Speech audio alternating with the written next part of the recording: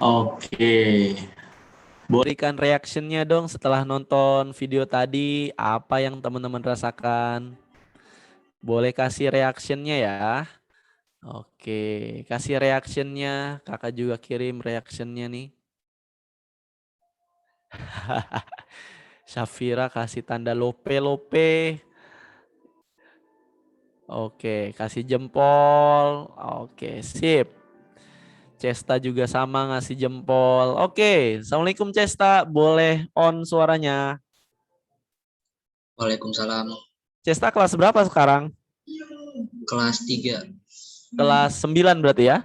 Iya. Mau lanjut kemana nih setelah lulus?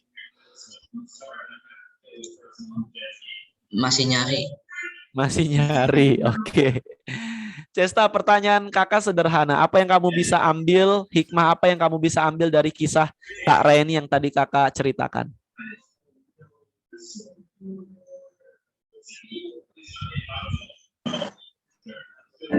Belajar bisa mengubah nasib. Ya, apalagi? Belajar bisa mengubah nasib. Apalagi? Ya, dengan bahasamu sendiri aja ya.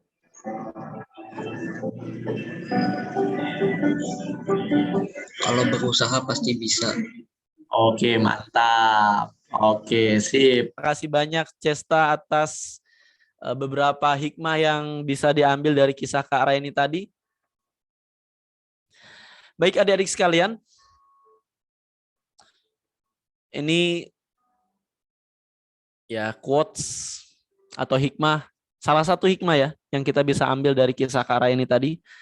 Motivasi terbesar dalam hidup kita adalah mimpi dan orang tua. Oke, sebentar.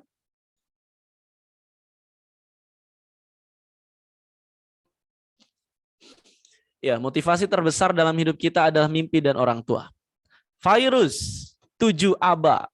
Iya, on suaranya. Virus, gimana kabarnya? Baik. Gimana kabarnya hari ini? Ya. Baik. Oke, baik. Virus, kakak tanya nih. Mudah-mudahan tahu ya.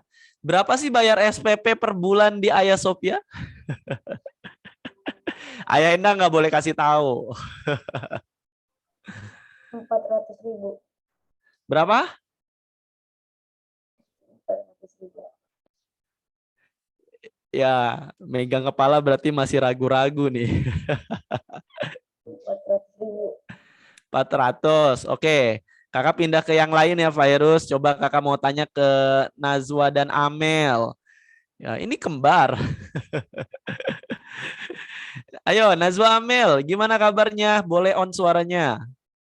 Alhamdulillah baik. Alhamdulillah baik. Nazwa, pertanyaan kakak, berapa bayar SPP per bulan di Ayah Sophia? Mungkin 400. Mungkin.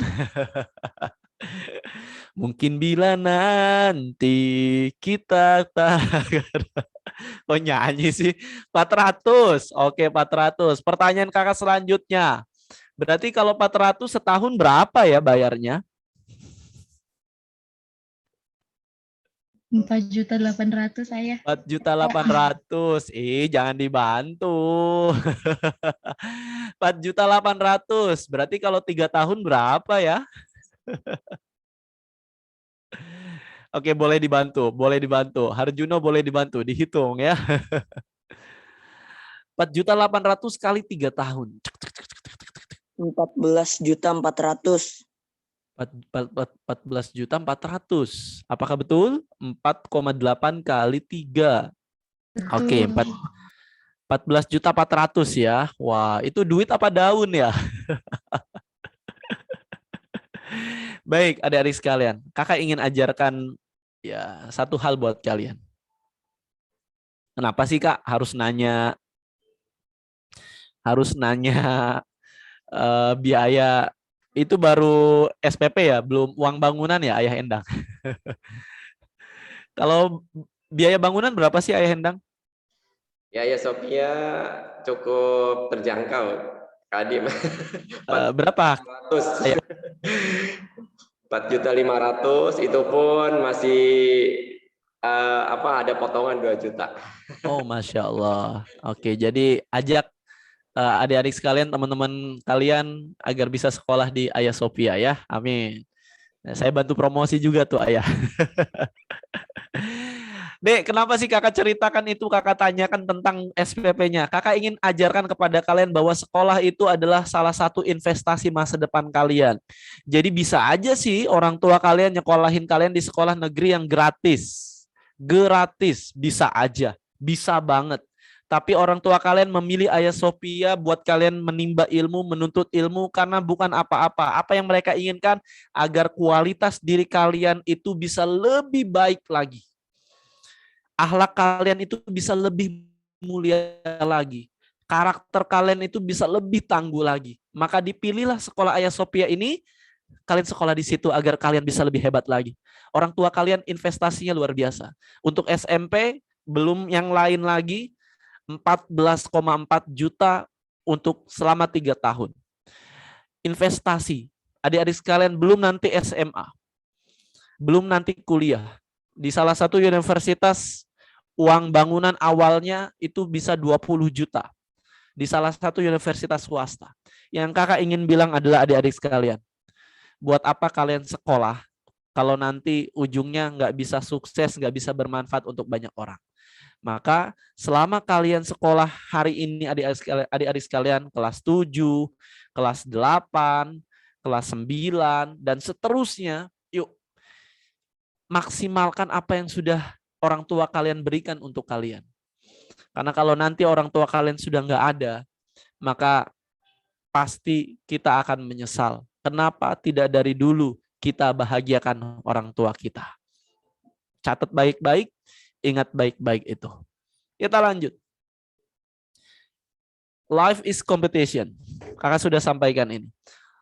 Life has changed and life is competition.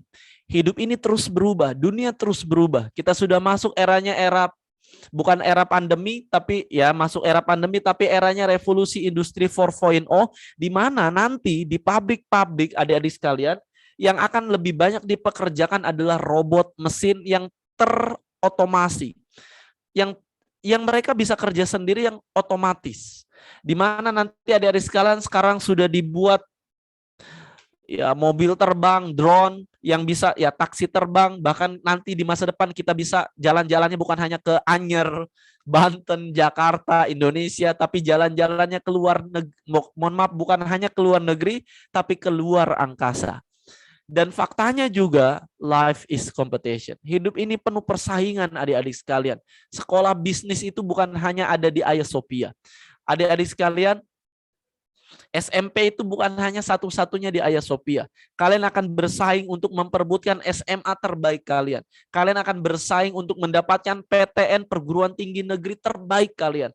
Kalian juga akan bersaing kalau kalian nanti misal ya jadi seorang entrepreneur dan seterusnya. Walaupun kalian juga bisa bersinergi.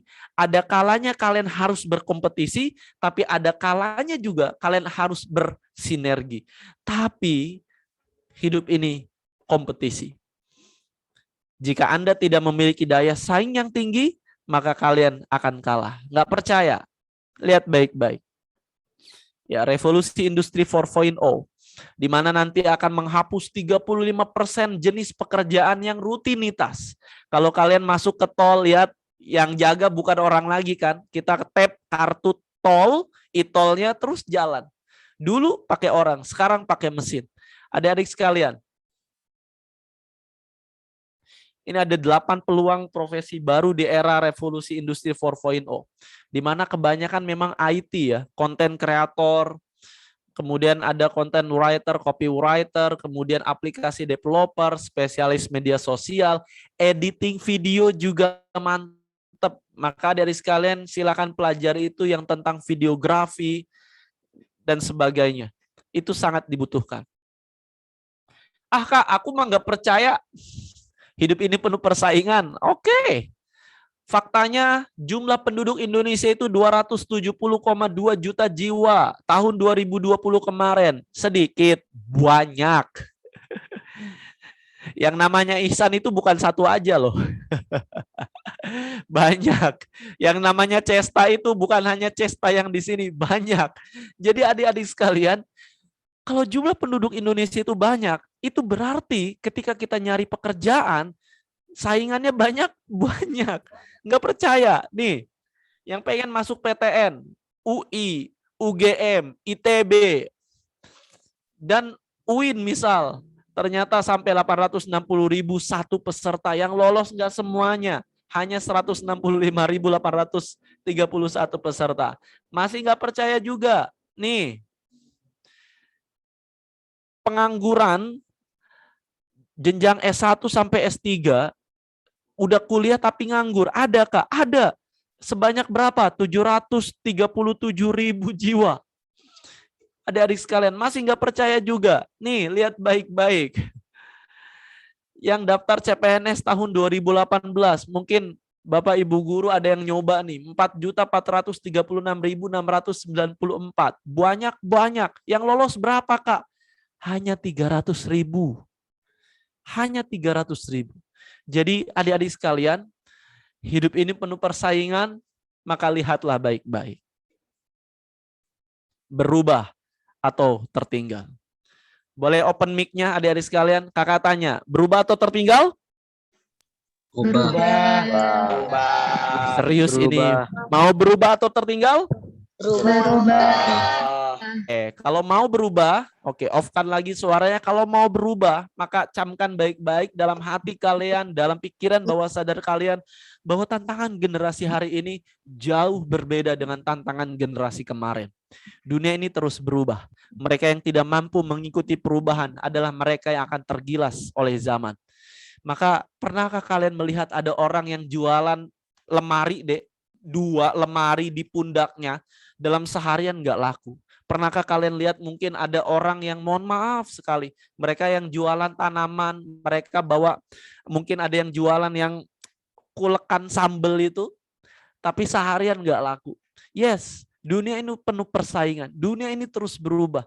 Skill kita harus terus upgrade. HP aja, maaf Dek, nih HP kakak Galaxy Note 8. Yang pas kakak beli harganya 12 juta, turun kalau sekarang mungkin kalau beli 6 jutaan ya. Maksudnya apa sih? Segala yang di-upgrade itu akan selalu jauh lebih bagus dan jauh lebih mahal daripada yang nggak di-upgrade. Maka jangan hanya HP aja yang di-upgrade, tapi otak kita juga harus di-upgrade. Sinyal HP sekarang sudah 5G. Sudah 5G. Masa semangat belajar kita, semangat menuntut kita, masa semangat belajar kita masih 4G, 3G, 2G, bahkan CG. Malu dong sama HP ya. HP aja sudah 5G. Nih, kalau masih nggak percaya, di PT Mayora dan Mogot dibuka lamaran pekerjaan. Lihat yang ngantri. Faros, bayangkan Faros di situ tuh. Ngantri nyari kerjaan.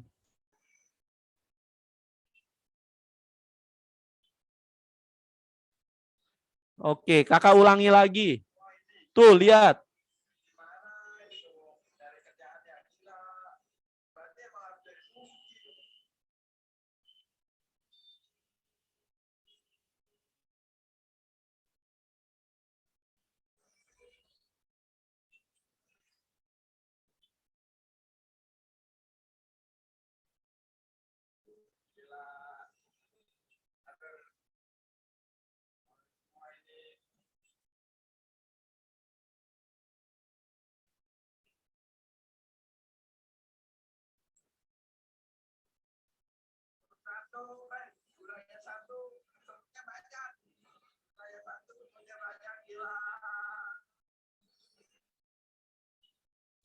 Baik, kakak mau tanya nih, mau nggak kayak gitu tadi?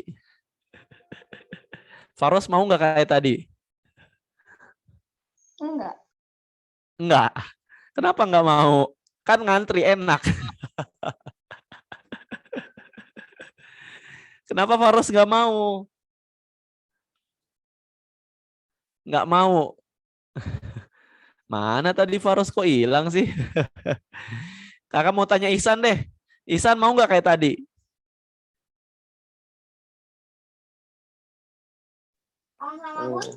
Enggak.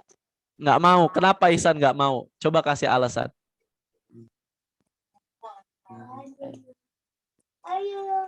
Bagus. Ya pokoknya pasti nggak mau kan. Makanya kalau nggak mau, sebelum terlambat, sebelum kalian menyesal, maka belajarlah sungguh-sungguh. Pak B.J. Habibie, beliau sudah wafat, tapi yayasan yang beliau bangun, perusahaan yang beliau bangun, itu masih bermanfaat untuk banyak orang.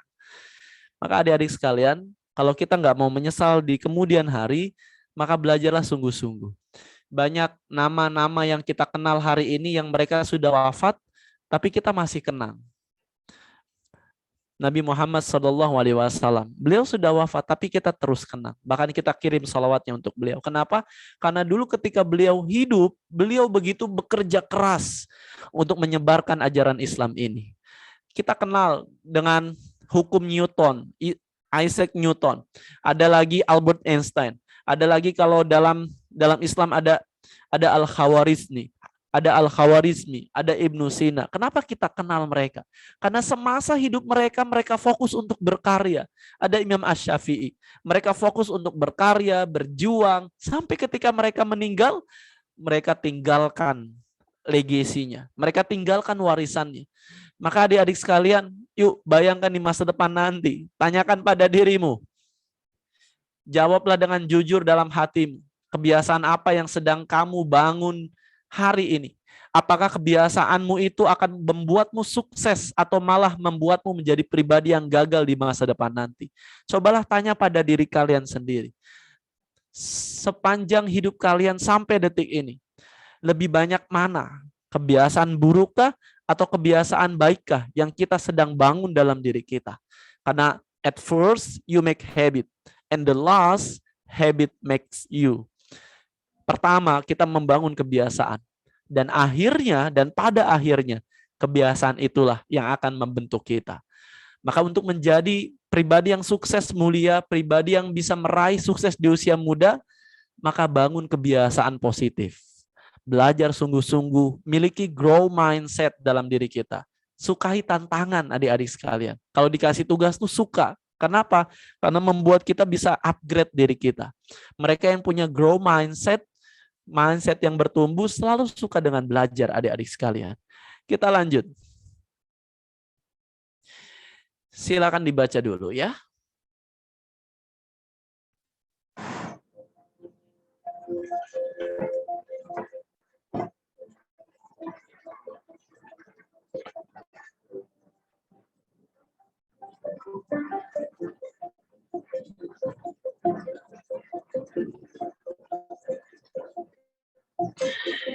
Oke.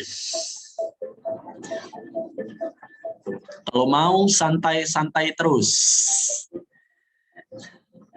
Kalau mau santai dan senang-senang terus, mana mungkin cita-cita saya jadi juara bulu tangkis bisa tercapai.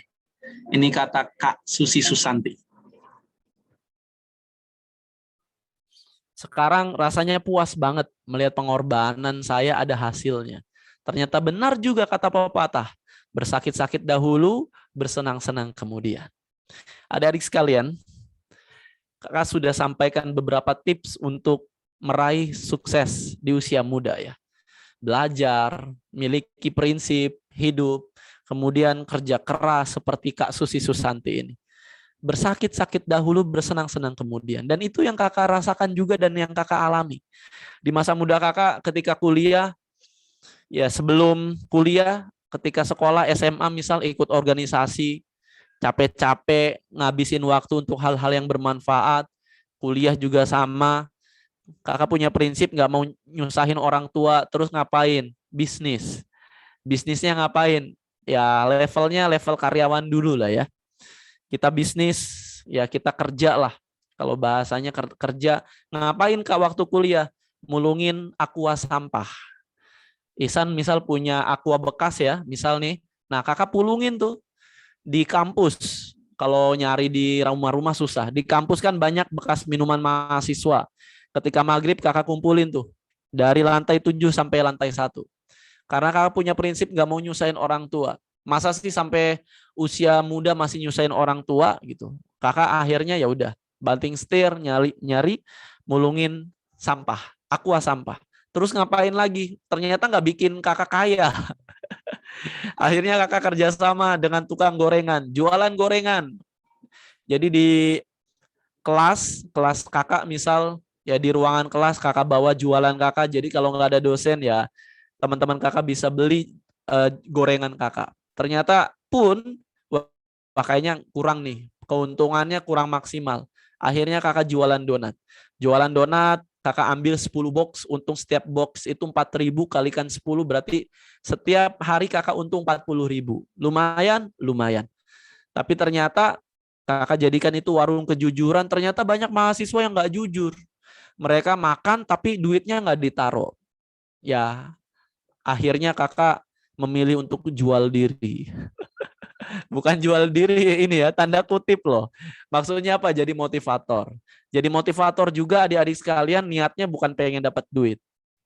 Makanya kakak bilang ke Ayah Endang atau ke yang lain, disesuaikan saja dengan kemampuan untuk budget. Kenapa? Karena niat kakak jadi motivator awalnya memang untuk menginspirasi diri dan generasi. Maka sampai detik ini kakak masih bisa menginspirasi ya adik-adik sekalian, bahkan nanti di beberapa kesempatan yang lain, di beberapa instansi yang lain juga. Dan itu semuanya adik-adik sekalian bersakit-sakit dahulu, bersenang-senang kemudian. Awal kakak ya sebagai debut awal menjadi motivator, kakak langsung dapat 2M. Apa itu 2M Kak? Ya makasih Mas. Itu doang. Makasih Mas. Iya. Habis itu dapat parcel, kemudian dapat amplop, ya puluhan ribu, ratusan ribu, sampai jutaan, sampai ada yang ngasih ya kakak ngisi di dinas pemberdayaan anak dan wanita 5 kali kegiatan dibayar 15 juta misal. Nah adik-adik sekalian itu nggak bisa langsung kita raih, semuanya butuh proses. Maka kalau kita mau sukses di usia muda, maka berani untuk berproses. Mau berjuang, mau berpikir kreatif, dan pastinya bersakit-sakit dahulu, bersenang-senang kemudian.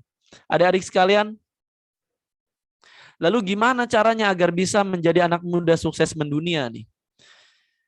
Ayah Endang ini tinggal berapa menit lagi ya? Kayaknya udah lewat ini. 10 menit lagi. Nanti kita kasih kesempatan anak-anak ada yang nanyanya. Oke, siap. Oke, ini untuk adik-adik sekalian remaja berdaya, remaja keren. Jadi selama sekolah, saran kakak latih kemampuan kreatif kalian. Ya apapun itu, karena kalian di SMP bisnis pastinya akan dilatih banget untuk punya kreativitas yang lebih. Teman-teman pasti dipaksa tanda kutip untuk memikirkan produk sesuatu yang ya produk yang bisa misal dijual atau teman-teman bisa buat jual jasa atau jual barang. Creative thinking. Nggak apa-apa, gagal juga nggak apa-apa. Yang penting berani untuk berpikir kreatif. Critical thinking. Kakak juga bikin personal branding nggak mudah juga deh. Kakak mikir gitu. Kadang idenya dari teman, dari teman yang nggak dieksekusi. Lalu kita eksekusi. Kemudian latih juga kolaborasi adik-adik sekalian. Berani untuk bersinergi dengan teman-teman yang lain kalau punya ide. Kemudian yang keempat komunikasi. Nah, skill-skill ini adik-adik sekalian, ini sangat penting buat kita, apalagi komunikasi. Banyak orang yang kita kenal di TV, di televisi, itu skillnya sebenarnya nggak jauh dari komunikasi. Raffi Ahmad, misal, kemudian ada Denny Cagur, ada ya beberapa orang yang teman-teman kenal, artis, kecuali artis TikTok mungkin ya, yang joget-joget, tapi mereka menggunakannya komunikasi. Jadi mulai hari ini latih komunikasi kalian, public speaking, berani tampil. Aduh, aku mah nggak berani, tampil aja. Karena komunikasi ini sangat penting. Public speaking, kemudian teman-teman juga bisa ya jadi pembicara, kemudian teman-teman juga bisa stand up dan seterusnya. Dan yang kelima, karakter. Nah, banyak orang pintar tapi nggak punya karakter. Ini catatan juga adik-adik sekalian. Di era revolusi industri 4.0 ini jangan dihilangkan tentang karakter ini. Karena Rasulullah SAW pun punya karakter yang mulia. Apa aja sih karakter baik yang kalau kita lihat dari Rasulullah SAW? Yang pertama ikhlas. Jadi kenapa kita sekolah, misal Alia atau ada lagi Hakim, misal kenapa kita sekolah? Ikhlas karena Allah Subhanahu wa taala untuk mencari ilmu. Jadi semuanya harus bermuara kepada Allah. Ikhlas. Latihan. Ngedengerin suara kakak nih berjam-jam. Ngomong apa sih ini Kak Adim nih? Ikhlas. Ikhlas aja. Siapa tahu ada yang nyangkol dan itu bisa menginspirasi kalian. Yang kedua, karakter baik yang sangat penting di Indonesia saat ini. Jujur. Ini penting adik-adik sekalian. Karena banyak orang pintar tapi nggak jujur. Akhirnya dana bansos dikorupsi. Ada lagi dana-dana buat rakyat dikorupsi. Kenapa? Karena nggak jujur. Padahal Rasulullah SAW sudah mengajarkan kita, beliau sudah dapat titel gelar Al-Amin sebelum kenabian beliau. Jadi latih ikhlas, jujur. Misal, Alia sudah mandi belum? Jujur, belum misal. Nggak apa-apa walaupun misal ditertawakan, misal latihan jujur. Jujur itu hebat. Nah, kita lanjut. Apalagi Kak, karakter baiknya Rasulullah SAW itu tawadu. Rasulullah itu seorang Rasul, seorang Nabi, tapi beliau nggak mau diistimewakan. Beliau tawadu, rendah hati. Ingat, bukan rendah diri. Maka adik-adik sekalian kalau nanti jadi orang sukses, rendah hati. Jangan nyombong. Biasa aja kali. Karena kalau kita sukses juga, itu karena Allah Subhanahu wa taala menakdirkan kita sukses dan doa-doa terbaik dari orang tua kita dan orang-orang yang kita cintai. Kemudian Kak, apalagi Kak, karakter tadi karakter baik. Ingat apa aja? Ikhlas, jujur, tawadu. Nah, ada lagi karakter kuatnya Rasulullah nih, disiplin. Rasulullah selalu mengajarkan sholat pada waktunya. Bahkan amal yang dicintai oleh Allah itu salah satunya adalah sholat pada waktunya, sholat awal waktu, disiplin. Jadi kalau mau disiplin, udah gampang latihannya. Kalau azan, sholat langsung. Itu aja, itu dulu. Kalau mau diperbaiki, kalau dari disiplin apa Kak? Dari sholat. Nggak usah jauh-jauh. Yang kedua apa Kak? Berani. Karakter kuat Rasulullah berani. Rasulullah berdakwah ke Taif, dilempari batu-batuan sampai berdarah. Rasulullah berani. Jadi adik-adik sekalian harus berani. Berani untuk mengatakan pendapat. Kalau menurut kalian itu benar, sampaikan aja. Dan yang ketiga tangguh, nggak mudah menyerah. Jadi kalau mau sukses, ya tangguh. Jangan mudah nyerah. Baru nyoba sekali, kayaknya saya mah nggak berbakat deh di matematika.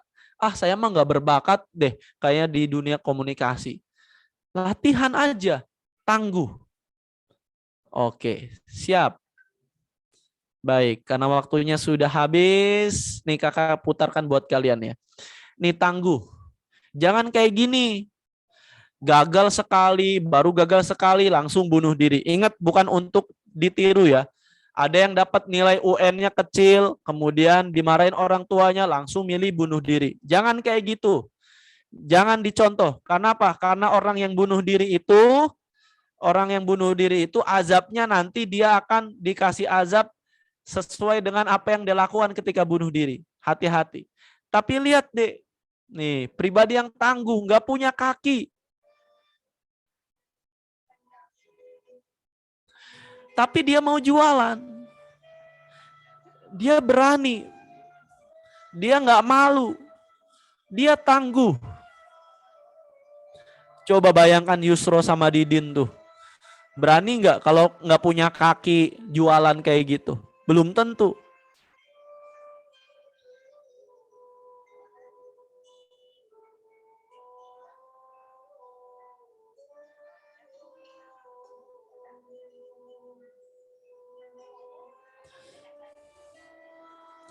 Baik.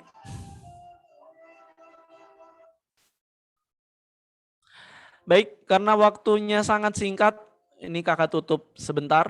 Ini ada quotes buat kalian, bukan quotes ya, tapi ya kata-kata motivasi buat kalian, jadilah pelajar berprestasi dan berakhlak mulia. Mau terus belajar, mau terus berproses, kerja keras, kerja cerdas, kerja ikhlas.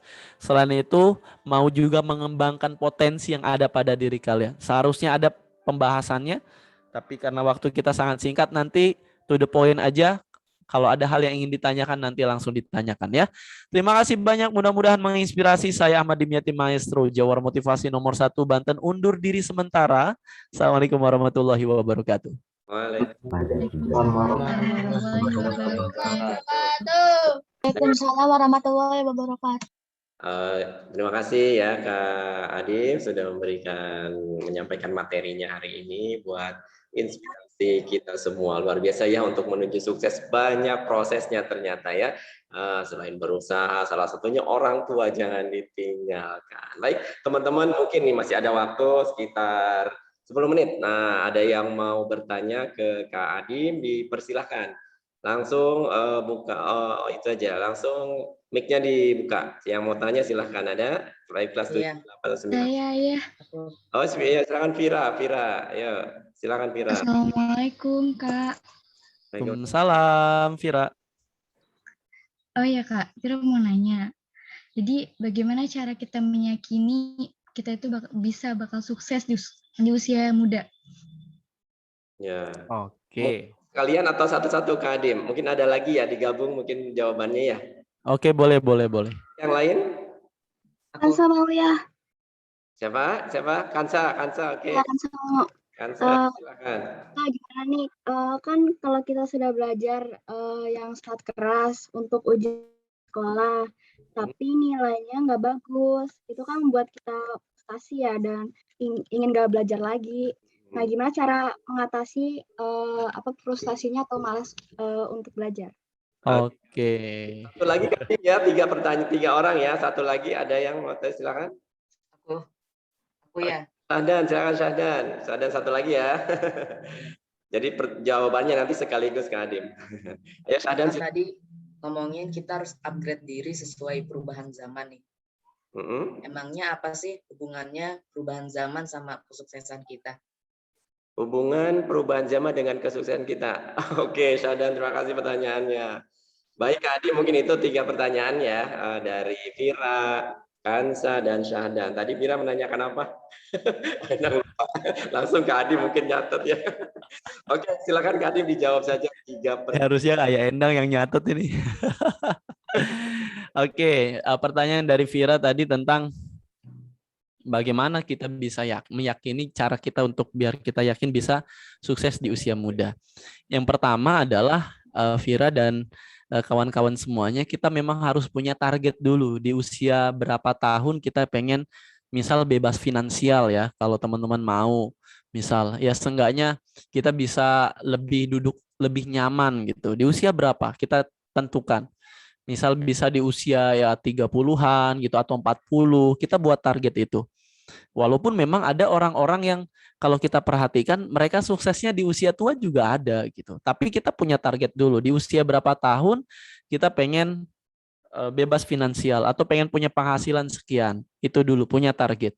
Kemudian kalau sudah punya target, kemudian kita turunkan lagi strategi apa yang kita harus lakukan nih. Kalau kita punya target misal di usia 35 tahun, penghasilan saya sudah sekitar 30 juta per bulan atau 100 juta per bulan gitu. Wow, mantep nih. Semakin tinggi cita-cita kita, semakin besar juga tindakan yang harus kita lakukan. Itu prinsipnya ya. Susah kalau kita punya target 100 juta per bulan, tapi tindakan kita masih di depan laptop nonton drama Korea. Susah. Ya. Jadi adik-adik sekalian, turunkan dari cita-cita itu, turunkan dengan strategi-strategi yang kita pengen punya. Kemudian kalau kita sudah punya strategi, turunkan lagi dengan tindakan yang kita ingin lakukan. Oh, tahun ini saya mau ikut pelatihan apa? Pelatihan pengembangan diri, misal public speaking. Nah, turunkan kompetensi atau kemampuan-kemampuan apa yang kita ingin punyai. Kalau Vira pengen punya skill public speaking, ya udah cari pelatihannya. Kemudian pengen punya, wah saya harus bisa bikin editing video nih, ya udah cari kursusnya. Jadi setiap tahun adik-adik sekalian punya target kompetensi apa yang kalian ingin capai agar kualitas diri kita bisa lebih baik lagi. Jangan sampai tahun ini sama aja skillnya kayak tahun yang lalu. Jangan sampai kayak gitu. Oke, kemudian gimana caranya lagi Kak? Udah semua. Nah, ada faktor eksternal. Itu kan faktor internal semua yang Kakak tadi sampaikan.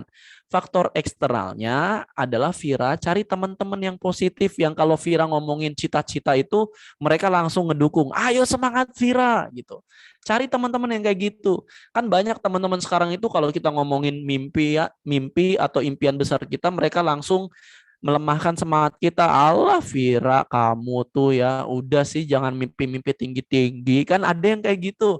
Nah, cari teman yang positif gitu. Yang kalau gimana cara nyari teman yang positif Kak gitu. Ya Vira bisa lihat kok dari semangat belajarnya, prestasinya. Nah, bisa lihat dari situ. Selain teman juga kita butuh mentor tadi yang Kakak bilang gitu. Mentor itu sangat penting. Buat apa sih? Agar kita bisa jadikan mereka blueprint ya teman-teman, atau role model.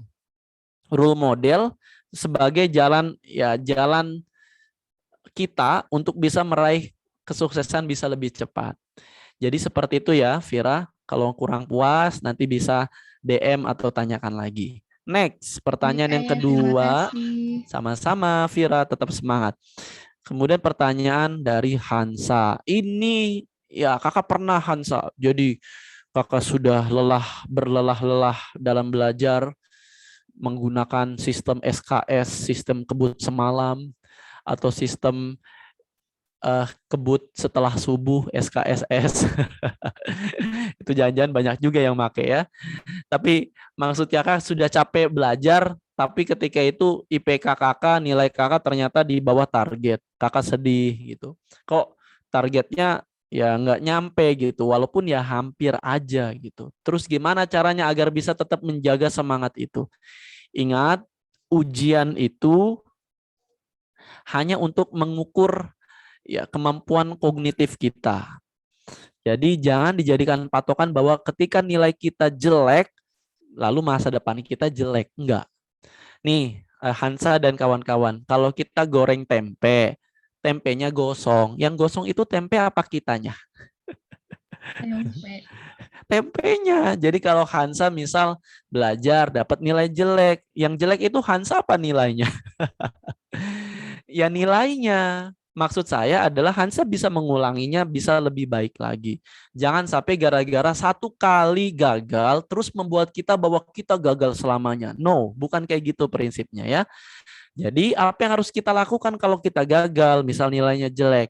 Yang harus kita lakukan adalah evaluasi diri. Apa yang terjadi? Oh, ternyata ketika ujian itu aku ngeblank, Kak. Nah, berarti nanti harus belajar cara membuat diri kita rileks ketika ujian. Nanti minta sama Ayah Endang tolong undang Kak Adim gitu buat trik-trik kalau menghadapi ujian. Ya, promosi lagi. Kayak gitu. Jadi Hansa buat dulu listnya. Kenapa ya dapat nilai aku jelek? Oh, berarti aku kurang teliti. Oh, berarti nanti harus teliti lagi. Jadi evaluasi diri itu sangat penting. Kemudian setelah itu harus semangat. Kenapa? Kita harus punya mindset bertumbuh. Orang yang Hansa, orang yang fixed mindsetnya tetap itu menganggap bahwa kegagalan itu adalah kegagalan selamanya. Sedangkan orang yang grow mindset, yang punya mindsetnya bertumbuh, mereka menganggap bahwa kegagalan itu adalah ya keberhasilan tertunda atau karena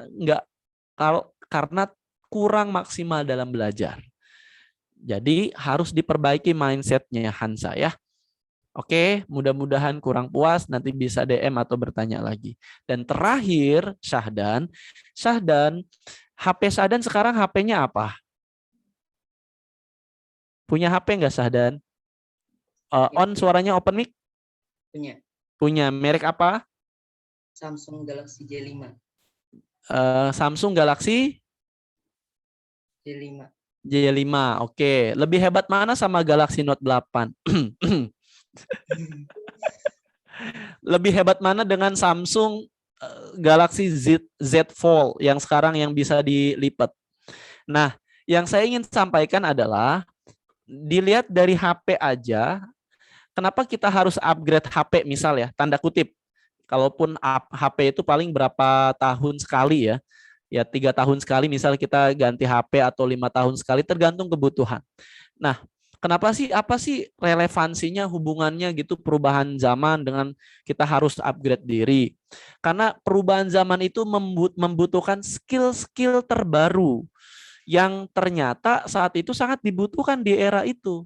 Misal sekarang kita di eranya revolusi industri 4.0. Apa sih kalau kita lihat, maaf, coba lihat di pabrik-pabrik sekarang ternyata nggak dibutuhkan lagi, misal karyawannya lebih banyak, enggak, ternyata setengahnya itu pakai mesin. Walah, kalau kayak gitu ya saya nganggur. Gimana caranya agar saya nggak nganggur? Berarti saya harus upgrade diri, upgrade skill, punya skill terbaru yang dibutuhkan di zaman ini. Apa aja sih? Oh, saya harus bisa editing video, harus bisa IT, bisa misal Adobe After Effects kalau saya mau belajar animasi.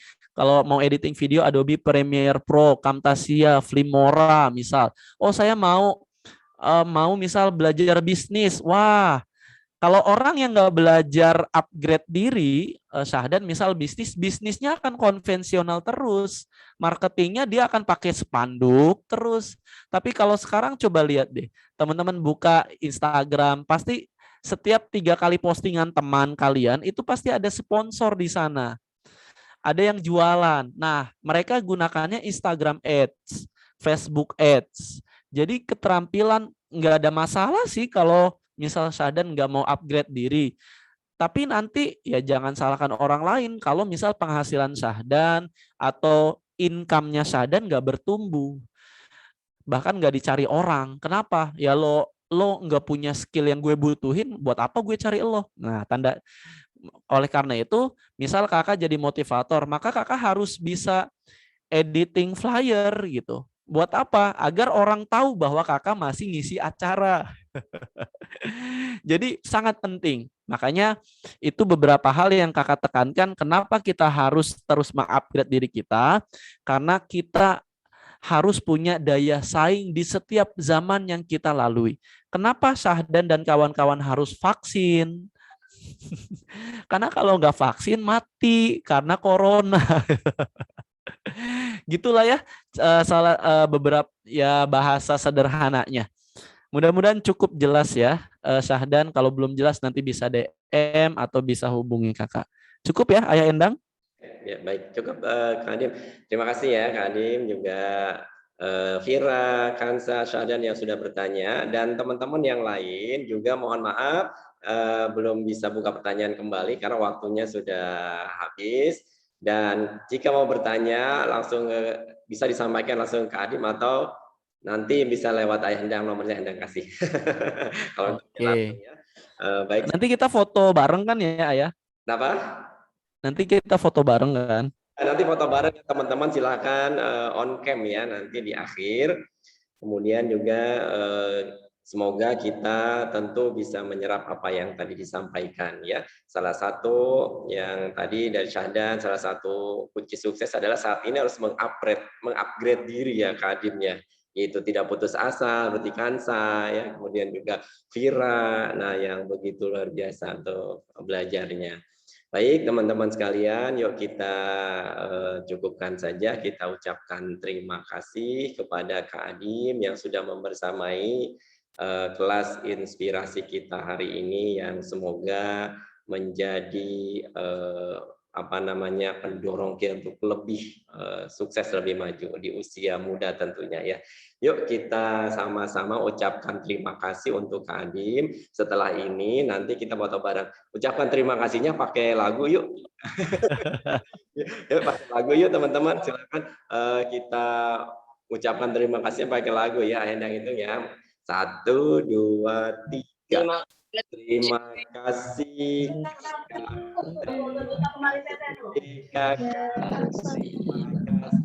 Kami ucapkan bareng. Terima Terima kasih kakak. Terima kasih. Terima kasih kakak. Terima kasih kami ucapkan. Salam. Salam.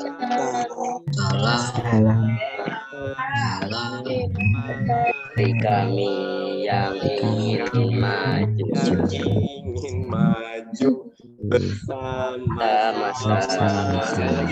Terimalah salam dari kami yang ingin maju bersama-sama.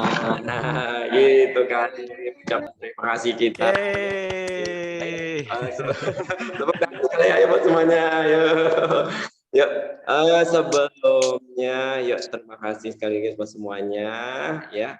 Ayah hendak tutup, tapi sebelum ini kita foto dulu deh sebelum ditutup deh, nanti keluar duluan deh. Yuk, kita foto, silakan yang halaman pertama, yuk halaman pertama dibuka, April dibuka, yang halaman berikutnya juga dibuka ya kameranya. Akbar, yuk gayanya silakan, gaya bebas.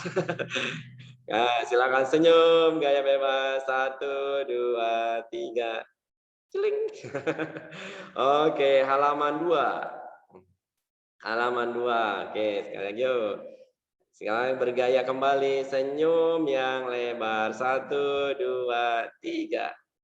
Kling. Halaman, halaman 2 halaman. Oke deh. Terima kasih ya teman-teman semuanya. Semoga hari ini menjadikan kita menambah ilmu dan bersyukur atas nikmat Allah telah beri kesempatan untuk belajar. Yuk, sekian dari Anda. Billahi taufiq wal hidayah. Wassalamualaikum warahmatullahi wabarakatuh. Waalaikumsalam warahmatullahi wabarakatuh. Warahmatullahi wabarakatuh.